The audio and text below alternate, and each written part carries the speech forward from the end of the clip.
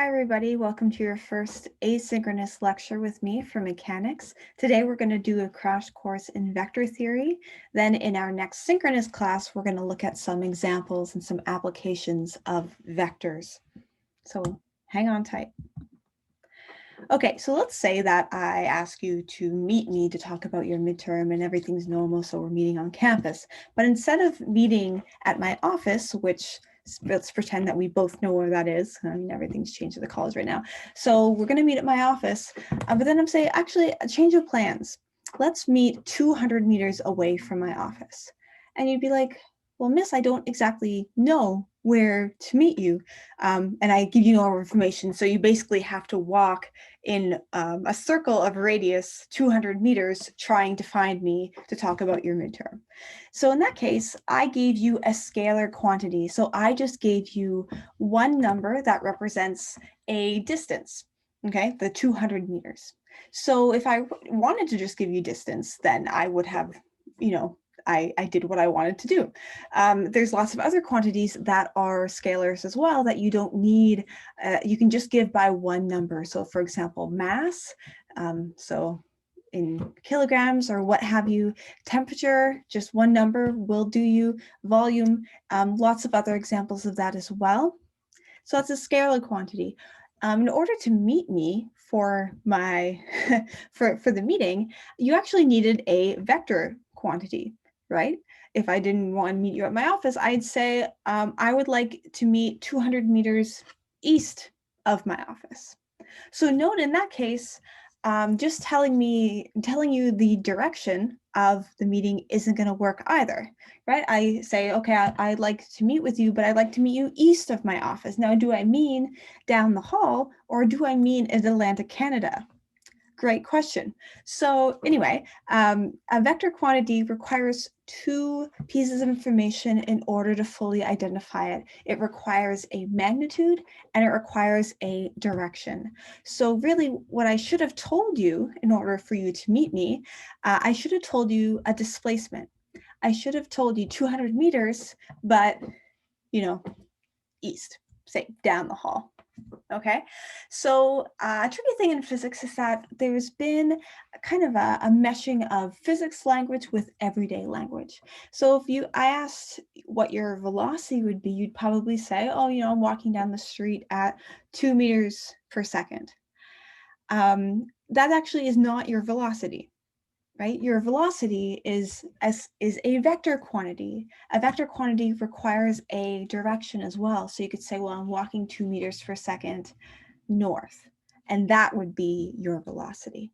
So that's something that's very, very important in this class. I might ask you for a final velocity. That should,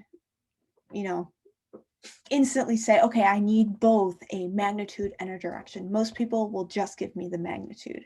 All right, even if no matter how many times I remind you. So make sure that you know what quantities in this course are vectors and what quantities are scalars. So you can make sure to give me the full answer because it's an easy, finding the direction of a vector we'll see is not very hard.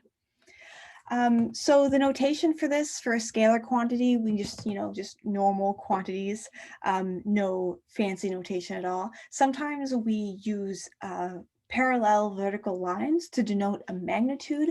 So it might be a magnitude, this looks like a scalar quantity in here, but typically it's the magnitude of a vector quantity.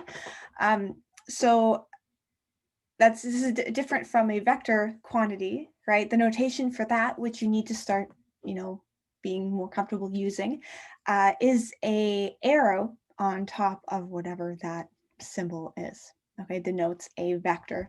Sometimes you'll see it in other resources as being boldface, but that's a really hard thing for me or anybody to write, something in boldface, kind of hard to denote. So instead, just use the arrow notation. It makes your life easier. So if we wanted to represent a vector in space, then we can use an arrow. We essentially are wanting to use an arrow on a Cartesian plane. So the first thing to note is if you have two vectors and they have the same length and they have the same direction, so they're parallel to each other or in parallel, along parallel lines, then these two vectors are equal. All right, so I can copy and paste vectors all over the place and it all technically be the same vector.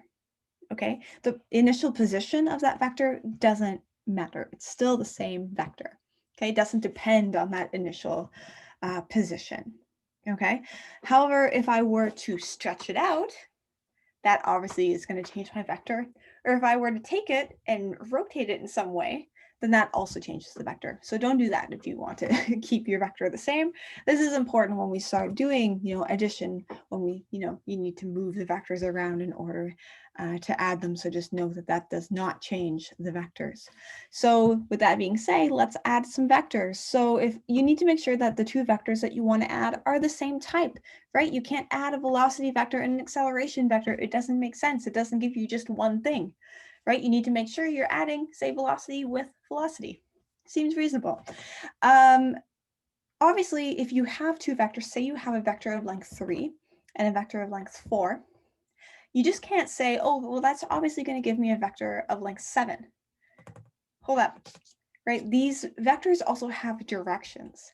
And you need to add somehow the directions together too. So it's a little bit different than just scalar addition because we need somehow to take into account the direction.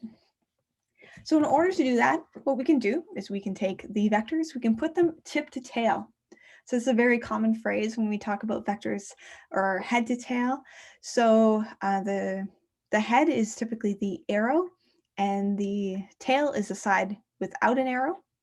So if we're doing A plus B, we put the tip of A next to the tail of B, and then we draw an arrow from the tail of A to the tip of B.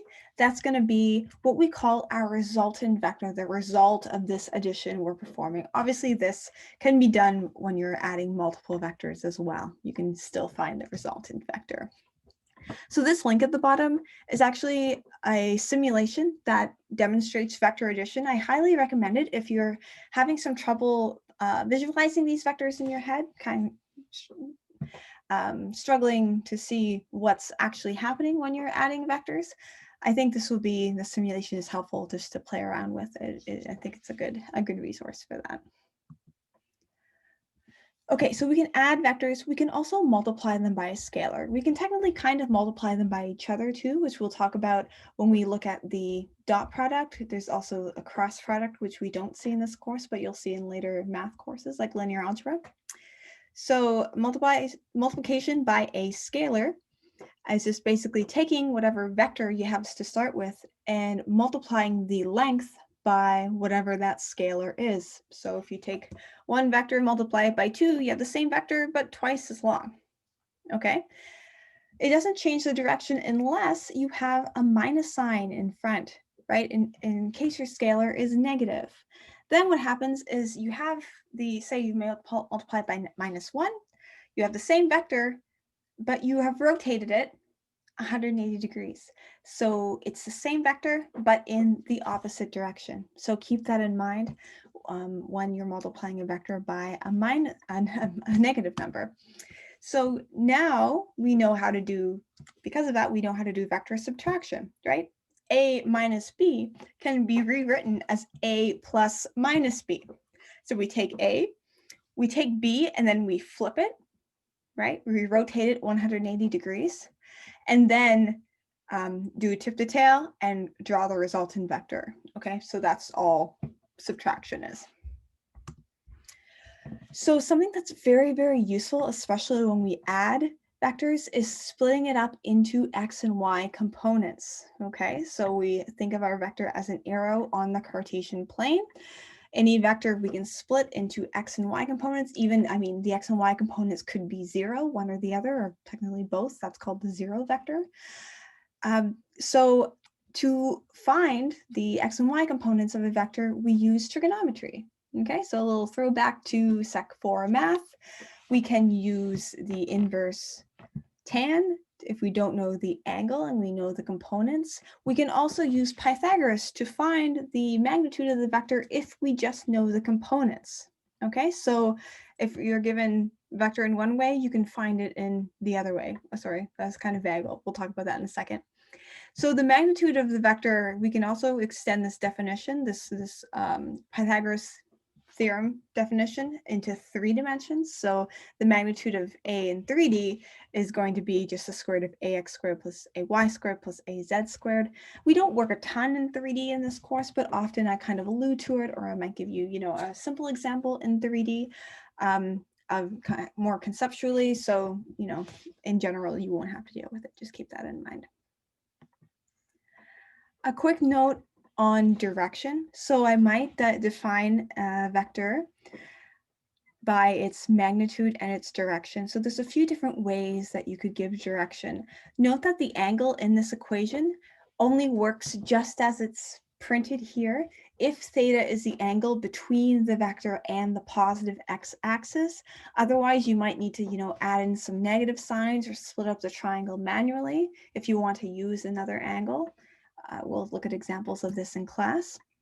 So I could give you that theta, and I could give you the length of the vector, or I could give you the direction in another way. So often in symbol vector questions, we're given the direction in terms of north, south, east, or west.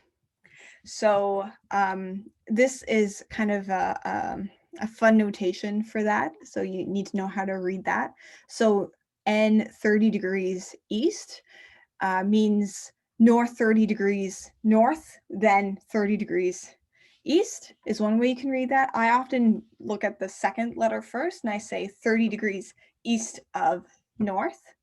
Okay, so that vector is represented here, or that direction is not a vector yet. I haven't given you the magnitude, but this direction is represented here. Okay, so also note that if I say 5 meters per second northeast is just the direction perfectly in between north and east, so at a 45-degree angle between the two. Okay, so just keep this in mind. I might give you the angle in a slightly weird way, and we'll figure this out together. Okay, this is the hardest part of vectors. This is the part that trips people up and will, have a lot of practice in writing vectors in unit vector notation. Okay, so unit vectors by themselves don't mean much. By definition, they're just vectors of length 1 that lie perpendicular to x, y, and z. So this notation, you read it as I hat, j hat, and k hat. So these little arrow thing on top is you refer to as a hat. So I hat is just the vector of length 1 that lies lies parallel to the positive x-axis. J hat is the vector of length 1 that lies parallel to the y-axis, and k is, that in the z direction. Okay, so that means that we can split up any vector, just like we saw here. We can split it up into its x and y components. That's basically all we're doing here, right? It's just a way to write those x and y components and still have it be a vector. Okay, so say I know that a vector is say 4 units in the positive x direction and 3 units in the positive y direction. Okay, so I know 4 and 3, but that's not a vector, right? So if I wanted to write that as a vector, I could just write it as the magnitude of the vector that's in the x direction times I hat. So it would be 3, sorry, what did I say? No, 4, it was 4, right? 4 I hat plus the part that's in the y direction plus 3 j hat. Okay, so this is just another notation, another way to write the vector. So you have 2 options now. You can write it in terms of the angle and the magnitude, or you can write it in the I hat and j hat notation in terms of its components. Okay, and note that when we, especially say when we do projectile motion problems, say I ask you for a final velocity. A lot of people will take a lot of time it's not that much time, but it's still time to find the magnitude and the direction of their final their final answer, if you're, I ask you to calculate the final velocity in x and the final velocity in y, when instead you've already needed to calculate the x and the y components, you could just put them together in this I hat j hat notation and save you. You don't actually need to find the magnitude and direction. You could just use this notation unless I explicitly ask you, okay, what's the magnitude of this vector? What is the direction? Okay, so keep that in mind. Maybe that feels vague right now because I have this thing in my mind that you might not have. Just imagining this type of problem, because some of them you've seen before, some of them maybe you haven't. So we'll make sure to look at some examples in this new notation in class. So if you're intimidated by it, don't be. Okay, it's just a little tool to make your life a little bit easier.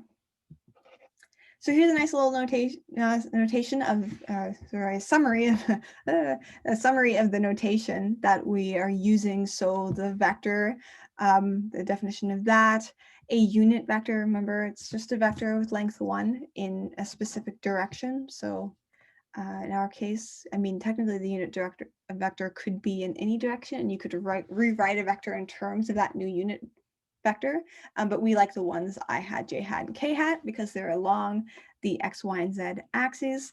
The magnitude, right, is just the number that corresponds, right? With a vector, you also need direction. And then the component is the part of the vector. You can think of it kind of like the x direction is kind of like the shadow of the vector. The part of it that is in the x direction is the x component, fx, say, or ax, like we saw in the other slides. The y component of the vector is the part that is parallel to the y-axis, right? If you split up your vector. Okay, so that was a lot of information. The next class, again, we're going to focus on some examples and some, hopefully we'll look at some reflective writing that you guys did and talk through some of the questions that you may have, and hopefully this will all be a little bit clearer then. All right, I'll see you then.